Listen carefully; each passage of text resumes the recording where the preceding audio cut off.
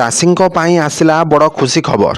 ଏଣିକି ଚାଷୀ ପାଇବେ ମାସିକ 3000 ଟଙ୍କା ପେନସନ୍। ତେବେ ଆସନ୍ତୁ କ'ଣ ଆସିଛି ସମ୍ପୂର୍ଣ୍ଣ ଅପଡେଟ୍ ଜାଣିବା। କିନ୍ତୁ ତା ପୂର୍ବରୁ ଯଦି ଆପଣମାନେ ଏଯାଏଁ ଆମ ଚ୍ୟାନେଲକୁ ସବସ୍କ୍ରାଇବ୍ କରିନାହାନ୍ତି ତାହେଲେ ଏବେ ହିଁ ସବସ୍କ୍ରାଇବ୍ କରି ପାଖରେ ଥିବା ବେଲ୍ ଆଇକନ୍ ଦବାଇ ଅଲ୍ ଉପରେ କ୍ଲିକ୍ କରିଦିଅନ୍ତୁ।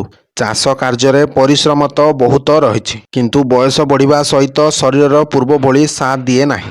ଏହି କଥାକୁ ଦୃଷ୍ଟିରେ ରଖି କେନ୍ଦ୍ର ସରକାର ପ୍ରଧାନମନ୍ତ୍ରୀ କିଷାନ ମାନଧନ ଯୋଜନା ଆରମ୍ଭ କରିଛନ୍ତି, ଯାହା ଛୋଟ ଏବଂ ନାମମାତ୍ର ଚାଷୀଙ୍କ ପାଇଁ ଏକ ଅବସରକାଳୀନ ଯୋଜନା ଭଳି କାମ କରେ। ତେବେ ଏହା ପ୍ରାୟତଃ ଚାଷୀମାନେ ନିଜର ସାରା ଜୀବନ ମାଟିକୁ ସୁନା କରିବାରେ ଲଗାଇ ଦିଅନ୍ତି, କିନ୍ତୁ ବାର୍ଦ୍ଧକ୍ୟ ସମୟର ଆର୍ଥିକ ସୁରକ୍ଷାକୁ ନେଇ ଚିନ୍ତା ସବୁବେଳେ ରହିଥାଏ। ଏହି ସ୍କିମ୍ ସେହି ଚିନ୍ତାକୁ ଦୂର କରିବାରେ ଏକ ମାଧ୍ୟମ ଅଟେ।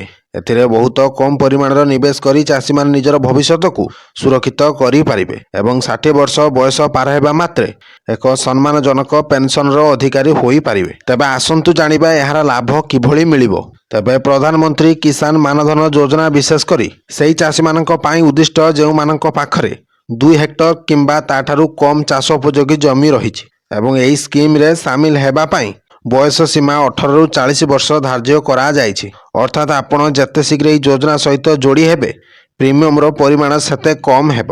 ଏଥିରେ ବୟସ ଅନୁସାରେ 55 ଟଙ୍କାରୁ ନେଇ 200 ଟଙ୍କା ପର୍ଯ୍ୟନ୍ତ ମାସିକ ସଞ୍ଚୟ କରିବାକୁ ପଡ଼ିଥାଏ। ସବୁଠାରୁ ଭଲ କଥା ହେଉଛି ଚାଷୀ ଯେତିକି ଟଙ୍କା ଜମା କରିବେ ସରକାର ମଧ୍ୟ ନିଜ ତରଫରୁ ସେତିକି ପରିମାଣର ଟଙ୍କା ତାଙ୍କ ପେନସନ ଆକାଉଣ୍ଟରେ ଜମା କରିବେ ଏବଂ ଅଣସଂଗଠିତ କ୍ଷେତ୍ରର ଅଂଶ ବିଶେଷ ହୋଇଥିବା ଆମର ଅନ୍ନଦାତାମାନଙ୍କ ପାଇଁ ଏହି ଯୋଜନା ଏକ ମଜବୁତ ସାମାଜିକ ସୁରକ୍ଷା କବଚ ଅଟେ। ତେବେ ଯେମିତି ହିଁ ଚାଷୀଙ୍କ ବୟସ 60 ବର୍ଷ ପୂର୍ଣ୍ଣ ହୁଏ ତାଙ୍କୁ ପ୍ରତି ମାସରେ 3000 ଟଙ୍କାର ଏକ ସ୍ଥିର ପେନସନ ମିଳିବା ଆରମ୍ଭ ହୋଇଯାଏ। ତେବେ ବର୍ଷ ସାରାର ହିସାବ ଦେଖିଲେ ଏହା 36,000 ଟଙ୍କାର ସିଧାସଳଖ ସହାୟତା ଅଟେ, ଯାହା ସିଧା ବ୍ୟାଙ୍କ ଆକାଉଣ୍ଟକୁ ଆସିବ।